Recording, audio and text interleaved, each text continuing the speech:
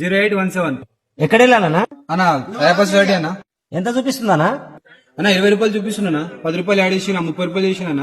30 రూపాయలకు ఆటో వస్తుందా అన్న? ఇంతకు తెలిసి బుక్ చేస్తారా, మీరు తెలియక బుక్ చేస్తారా? 30 రూపాయలకు నేను 2 కిలోమీటర్ దూరం నుంచి ఇడికి రావాలి. ఎందుకు వచ్చినా తెలుసా? మీకు తిడదామని నేను ఇడికి వచ్చిన. నా మీద ఏమన్నా కంప్లైంట్ ఇచ్చుకుంటే ఇచ్చుకో.